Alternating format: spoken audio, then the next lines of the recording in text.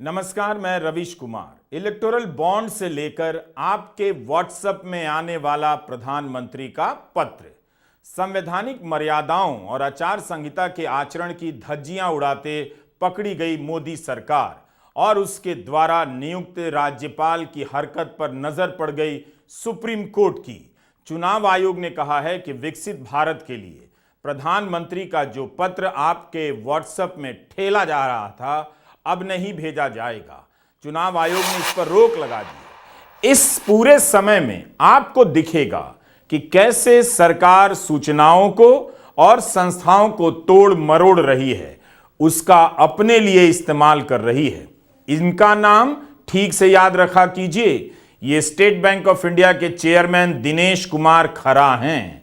आज इन्होंने हलफनामा दायर कर दिया। इनसे कहा गया था कि चेयरमैन ही हलफनामा दायर करेंगे। आज बैंक ने खरीदे गए और भुनाए गए बॉन्ड का अल्फा न्यूमेरिक नंबर दे दिया है। आप ही बताइए, बैंक ने कैसे इतनी जल्दी सब दे दिया? इस काम के लिए यही बैंक 4 महीने मांग रहा था। जाहिर है किसी को बचाना था, किसी को छुपाना था। साफ है स्टेट बैंक ऑफ इंडिया झूठ बोल रहा था कि 4 महीने लगेंगे चुनावी चंदे के बॉन्ड की जानकारी देने में। जब सुप्रीम कोर्ट ने सख्ती दिखाई तो झटाक से सारी जानकारियां सामने रख दी गईं। इतना बड़ा झूठ पकड़ा गया है और इस पर एक और झूठ बोला जा रहा है कि सबसे ज्यादा चंदा बीजेपी को नहीं, विपक्ष को मिला है। जिस पार्टी को 56% चंदा मिला हो, वह कह रही है सबसे कम मिला। जिस सरकार का बैंक सुप्रीम कोर्ट से झूठ बोलता हो, वही सरकार फैक्ट चेक करने का सिस्टम बना लाती है। सुप्रीम कोर्ट ने आज इस पर भी रोक लगा दी। स्टेट बैंक ऑफ इंडिया ने झूठ बोला था कि उसके पास ऑडिट ट्रेल नहीं है। आज उसने चुनाव आयोग को सारी जानकारी सौंप दी और सारी जानकारी चुनाव आयोग ने अपनी वेबसाइट पर डाल दी है। Chief justice DY Chandrachud, justice JB Pardiwala और जस्टिस मनोज मिश्रा की पीठ तमिलनाडु सरकार का मामला सुन रही थी। मामला था विधायक के पोनमुडी को मंत्री के रूप में नियुक्त करने का। मुख्यमंत्री ने नाम की सिफारिश की, तब भी राज्यपाल ने शपथ नहीं दिलाई, जबकि विधायक की सजा पर कोर्ट ने रोक लगा रखी है। यह हाल है। मंत्री को शपथ दिलानी है, इसके लिए राज्य सरकार को सुप्रीम कोर्ट आना पड़ा कि आप राज्यपाल को निर्देश दीजिए। इस तरह से यह देश चल रहा है और चलाया जा रहा है। किसी बात की परवाह ही नहीं है। भारत के प्रधान न्यायाधीश डीवाई चंद्रचूड़ को कहना पड़ा कि तमिलनाडु के राज्यपाल के आचरण को लेकर गंभीर रूप से चिंतित हूं। उन्होंने अटॉर्नी जनरल से कहा कि मिस्टर एजी, हम इस मामले में गवर्नर के आचरण को लेकर गंभीर रूप से चिंतित हैं। हम इसे अदालत में जोर से नहीं कहना चाहते, लेकिन अब आप हमें जोर से कहने के लिए मजबूर कर रहे हैं। यह तरीका नहीं है, वह इसकी अवहेलना कर रहे हैं। जब सुप्रीम कोर्ट की 2 न्यायाधीशों की पीठ किसी दोष सिद्धि पर रोक लगाती है, तो गवर्नर को हमें यह बताने का कोई अधिकार नहीं कि इससे दोष सिद्धि समाप्त नहीं होती है, यह अस्तित्वहीन है। इसका मतलब है जिन्होंने उन्हें सलाह दी है, उन्हें कानून के अनुसार सही ढंग से सलाह नहीं दी है।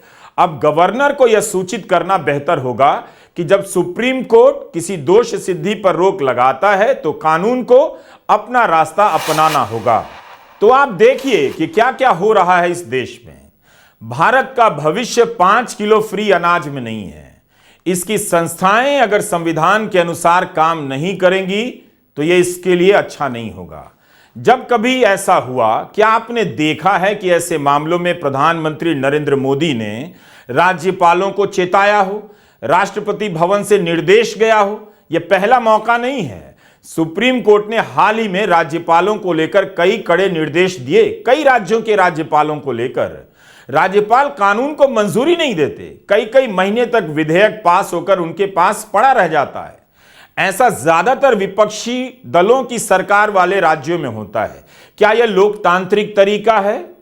कोर्ट इसे गलत बता चुका है। अब 22 मार्च को अटॉर्नी जनरल सुप्रीम कोर्ट में जवाब देंगे कि राज्यपाल आर.एन. रवि ने ऐसा क्यों किया। आर.एन. रवि को इतना हौसला कहां से आता है? असंवैधानिक कार्य करने का संरक्षण उन्हें किससे प्राप्त होता है? आगे देखिए आर.एन. रवि का कारनामा। जून 2023 में ईडी ने तमिलनाडु सरकार के मंत्री वी सेंथिल बालाजी को गिरफ्तार किया। अभी सजा नहीं हुई है, केवल गिरफ्तारी हुई, लेकिन राज्यपाल ने अपनी तरफ से मंत्री को बर्खास्त कर दिया। यही नहीं, अपना आदेश सार्वजनिक भी कर दिया। हंगामा मच गया कि राज्यपाल कैसे बर्खास्त कर सकते हैं। तब जाकर गृहमंत्री अमित शाह ने दखल दी और राज्यपाल ने अपना फैसला वापस लिया। सुप्रीम कोर्ट की जस्टिस एएस ओका और उज्जवल भुयान की बेंच ने याचिका खारिज करते हुए कहा था कि किसी मंत्री को राज्यपाल तभी हटा सकते हैं जब राज्य के कैबिनेट ने उन्हें यह सलाह दी हो। यही फैसला हाईकोर्ट ने भी दिया और सुप्रीम कोर्ट ने भी सही माना कि राज्यपाल अपनी मर्जी से मंत्री को बर्खास्त नहीं कर सकते हैं। यह दूसरा ऐसा मामला है, बिना किसी से पूछे मंत्री को बर्खास्त कर देते हैं और किसी को शपथ दिलाने से इनकार कर देते हैं। क्या यह काफी नहीं है कि राज्यपाल RN रवि इस पद के लिए योग्य व्यक्ति नहीं है? उन्हें तभी बर्खास्त कर देना चाहिए था, तब नहीं कर पाए तो अब बर्खास्त कर देना चाहिए। क्या उनका आचरण कहीं से भी आश्वस्त करता है कि संवैधानिक संस्थाएं निष्पक्ष तरीके से काम कर रही हैं? उन पर बैठे लोग, वहां बैठे लोग मर्यादाओं का पालन कर रहे हैं? 1 महीने पहले कांग्रेस पार्टी के सारे बैंक अकाउंट फ्रीज कर दिए गए।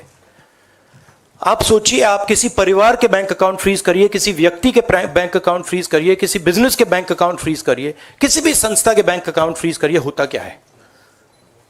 एकदम खत्म हो जाता है। अगर आपने किसी परिवार का बैंक अकाउंट फ्रीज कर दिया, भूखे मर जाते हैं। वो कांग्रेस पार्टी के साथ किया जा रहा है। 1 महीने पहले ये हुआ और किसी संस्था ने, हिंदुस्तान की संस्था ने, किसी कोर्ट ने, किसी इलेक्शन कमीशन ने चूं तक नहीं कहा। सब ड्रामा देख रहे हैं। 20% हिंदुस्तान के लोग कांग्रेस पार्टी को वोट देते हैं। हम 20% लोगों को रिप्रेजेंट करते हैं और आज हम रेलवे टिकट नहीं खरीद सकते। आज हम अपने नेता को एक शहर से दूसरे शहर नहीं भेज सकते। हम एडवर्टाइजमेंट नहीं लगा सकते। मेरी विनती है कि जो हिंदुस्तान के इंस्टीट्यूशंस हैं, जो वो अपने आप को हिंदुस्तान के इंस्टीट्यूशंस मानते हैं, डेमोक्रेसी को प्रोटेक्ट करते हैं, लोकतंत्र को प्रोटेक्ट करते हैं, हिंदुस्तान के कोर्ट्स हो, हिंदुस्तान का इलेक्शन कमीशन हो, वो इसके बारे में कुछ करें। और ये कहना कि हिंदुस्तान दुनिया की सबसे बड़ी डेमोक्रेसी, झूठ है। यहां कोई डेमोक्रेसी नहीं है। बिगेस्ट ऑपोजिशन पार्टी का आपने बैंक अकाउंट बंद कर दिया और 1 महीने कोई कुछ नहीं बोल रहा है। जिस सरकार के तहत स्टेट बैंक इतना बड़ा झूठ बोलता हो, उसकी बातों पर इतना ही यकीन है कि कोर्ट ने हर बात लिखित रूप में मांगा। उस सरकार ने एक फैक्ट चेक यूनिट बनाई है, आपको पता होना चाहिए। FCU नाम है। इसे IT एक्ट में संशोधन करने के बाद बनाया गया। सुप्रीम कोर्ट ने इस पर रोक लगा दी है। कहा है कि रोक तब तक लागू रहेगी जब तक बॉम्बे हाई कोर्ट IT नियम संशोधन 2023 की चुनौतियों पर अंतिम निर्णय नहीं ले लेता। पत्रकारों और यूट्यूबर के लिए यह बहुत बड़ी राहत की खबर है। अगर आप इस खतरे को समझना चाहते हैं तो जाकर देखिए PIB ने किन किन चीजों को फेक न्यूज कहा है।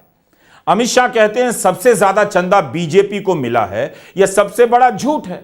क्या PIB का फैक्ट चेक यूनिट इसे फेक न्यूज कह सकता है? सवाल ही नहीं है। हालांकि FCU का संबंध केंद्र सरकार से जुड़े बिजनेस से है। उसके बारे में भ्रामक जानकारियों को सही करना है, गलत को गलत बताना है। लेकिन मंत्री जब खुद भ्रामक बातें कहें, तब क्या PIB का FCU कोई एक्शन ले सकता है? जैसे कि आप देख सकते हो भारी मात्रा में भीड़ इकट्ठा हुई है। यह प्रचार वीडियो बीजेपी का है। इसमें सरासर झूठ बोला गया है कि मोदी जी ने यूक्रेन युद्ध रुकवा दी। उस समय के विदेश मंत्रालय के प्रवक्ता ने इसका खंडन कर दिया था। फिर भी बीजेपी ने इसका प्रचार वीडियो कैसे बना दिया? क्या PIB का फैक्ट चेक यूनिट इसे फेक न्यूज कह सकता है? ऐसे ही भ्रमित करने वाले विज्ञापनों को लेकर कांग्रेस ने आज चुनाव आयोग से 9 शिकायतें की हैं। सुप्रिया श्रीनेत को आप सुन लीजिए कि भ्रामक जानकारी जब सत्तारूढ़ दल की तरफ से दी जाती है तो उसे गलत बताने के लिए कितनी मेहनत करनी पड़ जाती है। और फिर हमारी बस निकाली पापा। निहायत ही भ्रमित करने वाला वीडियो चला रही है भारतीय जनता पार्टी अपने ऑफिशियल हैंडल से। मिनिस्ट्री ने भी चलाया, तमाम नेताओं ने चलाया, तमाम मंत्रियों ने चलाया। 2G को लेकर कुछ 2G कोर्ट में हो चुका है कि कोई कल्पेबिलिटी नहीं है, तो ऐसा भ्रमित करने वाला वीडियो 10 साल बाद क्यों दिखाया जा रहा है? इसके लिए हमने उस पर्टिकुलर कंटेंट पर अपनी शिकायत दर्ज की है और चुनाव आयोग से अपेक्षा है कि उसको हटाया जाएगा। दूसरा, एक भ्रमित करने वाला वीडियो चलाया गया जो कि मोदी जी ने वॉर रुकवा दी, जिसका फैक्ट चेक खुद मोदी जी की सरकार MEA ने ही कर दिया था। और क्योंकि ये मॉडल कोड ऑफ कंडक्ट के पहले आया था, अभी भी लगा हुआ है, इस पर हमारी गुहार है और हमारी दरख्वास्त थी इलेक्शन कमीशन से कि ऐसे भ्रमित करने वाले वीडियो को हटाया जाए। एक और भ्रमित करने वाला वीडियो चलाया गया था जिस पर आर्मी को यूज करते हुए दिखाया गया था। आर्मी का यूज पूरी तरह से प्रतिबंधित है, मॉडल कोड ऑफ कंडक्ट लग चुका है। उस वीडियो को हटाने की हमने दरख्वास्त करी है और कैसे उसको अप्रूवल भी मिला, इस पर भी कुछ प्रश्न उठाए हैं। जिस पर सलमान सर ने जिसका जिक्र किया, जो व्हाट्सएप के माध्यम से प्रधानमंत्री कुछ एक चिट्ठी भेज रहे थे लोगों को, उस पर ऑलरेडी कार्रवाई हो गई है। इन्होंने करी है कार्रवाई इलेक्शन कमीशन ने। उसके अलावा जो मोदी की गारंटी हैशटैग से एड्स लगे हुए हैं वो निकाले जाएंगे, चाहे वो मेट्रोज हो या कोई और होर्डिंग्स हो। इसके अलावा एक ऑब्सीन पोस्ट, एक निहायत ही ऑब्सीन पोस्ट जो बीजेपी की कुछ राज्य सरकारों ने, जिसमें से ओडिशा है, वो करी, उस पर वो नाराजगी भी जताई इलेक्शन कमीशन ने वो पिक्चर देखते ही। उस पर भी हमने कार्रवाई करने को कहा है। ब्लेटेंट यूज, जिस तरह से रिलीजन का, रिलीजियस चीजों का बार बार भ्रमित करने के लिए, बार बार कटाक्ष करने के लिए जिस तरह से प्रधानमंत्री खुद कर रहे हैं, उस पर हमने बोला।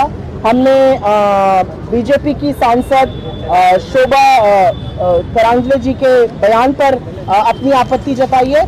तो ऐसे करीब 9 आइटम थे जिस पर हमने अपनी आपत्ति जताई। कुछ आइटम्स जिस पे इलेक्शन कमीशन ने एक्शन ले लिया है और कुछ पर हमें पूरी आशा है कि क्योंकि model code of conduct kick in हो गया है और एक लेवल प्लेइंग फील्ड के चलते भ्रमित करने वाले ऐड, पूरा फेक न्यूज, पूरी तरह से जो झूठ फैलाया जा रहा है, वो कमीशन खुद उसको स्वतः संज्ञान लेकर उस पर एक्शन करे। भ्रमित करने वाला बयान हो या वीडियो हो, इसकी जांच का अधिकार अगर सरकार के पास होगा तो वह हमेशा अपने ऐसे वीडियो को सही बताएगी और किसी पत्रकार की रिपोर्ट को फेक बता देगी।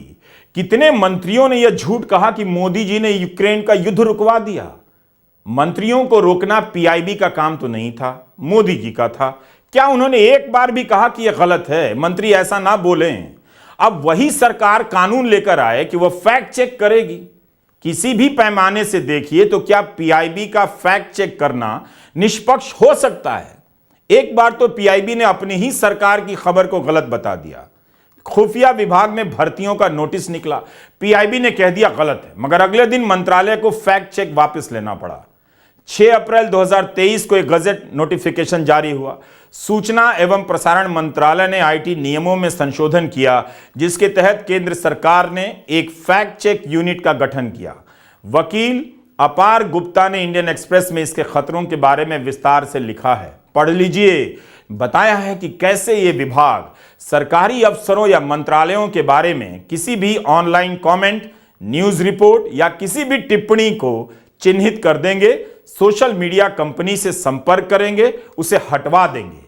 नियमों में इसकी कोई परिभाषा नहीं है कि झूठी या गलत खबरों का क्या मतलब है, ना ही इसकी कोई जानकारी है कि इन मामलों में सुनवाई कहां होगी या स्पष्टीकरण कैसे और किसे दिया जाएगा। हास्य कलाकार कुणाल कामरा और एडिटर्स गिल्ड इसे लेकर कोर्ट चले गए। बॉम्बे हाईकोर्ट में यह मामला चल रहा है।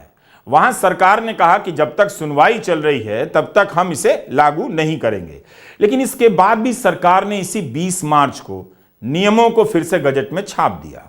Kunal Kamra, Editors Guild of India और Association of Indian Magazines Supreme Court चले गए और इस पर रोक लगाने की मांग कर दी। सुप्रीम कोर्ट ने इस पर रोक लगा दी है। कोर्ट ने कहा है कि नियमों को जिस आधार पर चुनौती दी गई है वो गंभीर संवैधानिक प्रश्न उठाती हैं। यह कारनामा है इन लोगों का। सुप्रीम कोर्ट ने कहा है कि हाई कोर्ट इस बात की जांच करेगा कि 2023 में संशोधित नियम 31B5 का भाषण और अभिव्यक्ति की स्वतंत्रता के मौलिक अधिकार पर किस तरह का प्रभाव पड़ता है। Chief justice of India DY Chandrachud, justice JB Pardiwala और जस्टिस मनोज मिश्रा की पीठ ने आदेश दिया है। आज सुप्रीम कोर्ट की तमाम टिप्पणियां बता रही हैं कि संस्थाएं संवैधानिक मर्यादाओं का कितना पालन कर रही हैं। राज्यपाल से लेकर स्टेट बैंक तक का हाल आपको पता चल गया। 2024 का यह चुनाव किसी प्रधानमंत्री का नहीं है, इस भ्रम को दूर कर लीजिए। उन संवैधानिक मूल्यों के खत्म कर दिए जाने और बचा लिए जाने का चुनाव है, इसे याद रखिए।